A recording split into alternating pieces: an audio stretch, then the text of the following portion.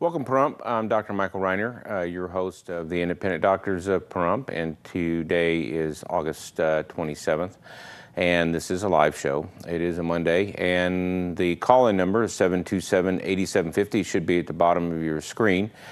And of course, we welcome those callers who have any topics they want to ask me a question about or discuss, or anything that's on your mind related to medical or medicine in this particular valley or across the country.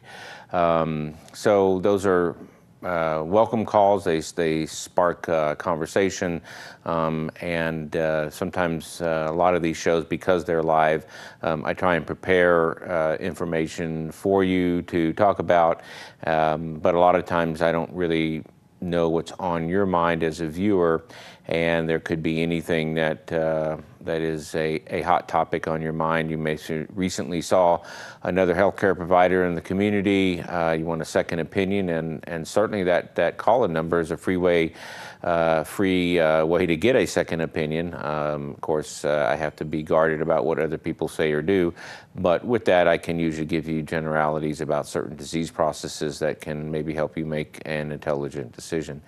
And that's really, what medicine is really all about, giving you the right information. So I always welcome Ray. Ray, good to hear you again. How are you doing? Yes, I'm here, Doc.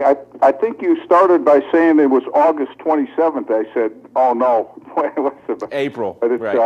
All right, April 27th. I'm thinking ahead on a show that I could tape for later. Anyway, my question is about blood types. Okay. Mainly, first of all, if someone's going for an operation, is it still the policy like to donate your own blood in advance of the operation so you don't have to get blood from somebody else? And the second question is, years ago my mom needed blood, and I was the same blood type as her, A positive, and they wouldn't let me give blood. They said I had to be channeled through some kind of system or whatever, even though I knew, my blood was fine, but they wouldn't let me give her blood. And the last thing is O positive like the blood type that can replace any other blood, or am I incorrect in that? Okay. Well, let's talk about blood types in general, and I'll try and hopefully that will answer your questions about that. With regards to surgery, it really depends on the type of surgery you're going to have, and some doctors, if you're going to have major hip surgery or major reconstructive surgery, then they usually sometimes will have you donate a unit or two in advance. But there's a shelf life on that blood, and usually they're pretty good at even during surgery trying to reaccumulate some of your blood and being able to give it back to you. I haven't been in the OR in years, so I don't know all the latest and greatest advances that they do. That brings up the whole topic about getting yourself ready for surgery and preparing, the best you can to get yourself in good shape to have that, to be able to recoup from the surgery and recover from the surgery. That being said, it's non-emergency surgery. Emergency surgery is really your back is against the wall and you're going to do whatever you have to do to survive, and they're going to take those risks because if they don't do it, you're going to expire or have some bad outcome either way. That being pushed aside, they have done that in the past. Now, blood types being A positive, and they're basically the blood types we have are A, B, and O. And what they're talking about is what they call basically a blood type factor on your red blood cells. It is a protein that marks the type of red blood cell that you are. And you inherit one from your mother and one from your father. So if you have an A positive blood, then basically you have the A gene on your blood, or a marker, but you have an Rh factor, and that Rh factor can be positive or negative. So you can now envision all the different permutations and combinations of A positive, A negative, B positive, B negative, and things of that nature. So what is going to happen in that situation is that you are going, if you're A positive, then you're going to have antibodies in your blood automatically for any B blood and any negative blood, okay? So, or actually negative has no markers. So the only blood that you could get if you were A positive would be A positive, okay, or A negative, because the negative means it doesn't have that Rh factor on the blood. So you got to think of it in terms of opposites, and I know that sounds kind of complicated, but I mean, and then there's O. Well, O negative basically has no markers on it. It is the universal donor, and I think that's what you were trying to allude at. The universal donor being O negative. That has no AB and it has no Rh positive marker. So what that says is that anybody can take that blood because it just basically has nothing on the red blood cell. So your body, if I'm AB, the AB positive, or let's see, AB negative person can be the universal acceptor of blood, meaning AB positive is universal acceptor because it can take any blood. It can take A, it can take B, it can take AB negative. So it's the opposite, meaning that if you have a positive Rh factor on your red blood cell, okay, you can take negative or positive blood. But if you're negative, then you can only take a negative type blood in that same Rh or in that same group. So I don't know if that explained it, but that's probably the best way I know how to do it. So if you are donating blood to a family member, you still have to be tested because you may, even though your mother was positive, you may have inherited the negative gene, and so within that case, I would say if you happen to be A negative, then you could give it to any A person. But if you were A positive and your mother was A negative, she has an antibody to the positive Rh factor and will destroy those red blood cells. And numerous transfusions will lead to problems because there are a bunch of tissue markers that are not major compatibility issues. And if you get re-exposed to blood over and over and over again, then you will accumulate some of those markers.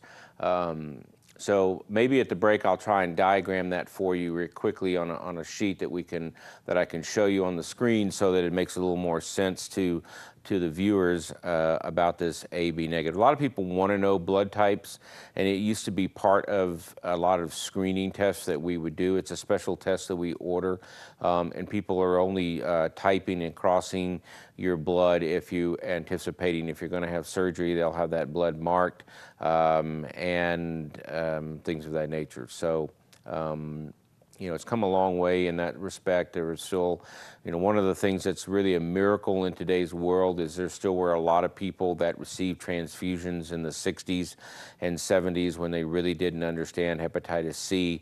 And those people, in fact, I've had a couple of patients that had to have surgery, some type of orthopedic surgery, and they were required to be tested for hepatitis, and they came back positive, and they had no idea that they even had Hep C, and it's very traumatic for somebody to find out that you've been carrying around a potential transmittable disease, and you had no earthly clue that was part of your makeup. But fortunately for now, through all of the recent advances in HIV therapy, we have come up with a retroviral therapy for hepatitis C, because before, depending on your genotype, depending on what type of hepatitis C viral load you had or gene type, you either responded to the therapy that was available or you did not respond very well. And interferon was a very tumultuous medication. It's a year-long chemotherapeutic agent, and it made people feel really, really horrible. And there wasn't always a good chance that you got a cure or you received a cure from that. But now these new medications receive a 99 to 95 to 99% cure rate on Hep C, which is virtually unheard of prior to today's world. So if you have had hepatitis C in the past and you've not received treatment, you ought to consult with your healthcare provider about that, because if that scar tissue continues to move on and the virus lives in this very stealthy phase, it's actually destroying some liver tissue. And the liver is one of these organs that regenerates. And because it regenerates, it develops scar tissue. And so what happens is it tries to grow within scar tissue, which actually strangulates the liver. And that process is where you develop cirrhosis of the liver and eventually liver failure. So it's now a preventable cause of death, and you should very much seek out that therapy. It is very expensive, but there are institutions that will help you cover the cost. And there should be nobody really dying from hepatitis C these days unless you are in the late stage 4 liver cirrhosis, and that is a sad situation. But that being said, get yourself tested, and it's unlikely you're going to get that from a blood transfusion. We're going to be going to break here pretty soon, and when we come back, hopefully I can have a diagram of that RH. If not, then I will do it on another show. And again, the call-in number is 727-8750. Thank you, Ray, for that interesting question. I hope that that cleared it up for you. So we'll be right back and talk about a few other topics. Thank you for tuning in tonight.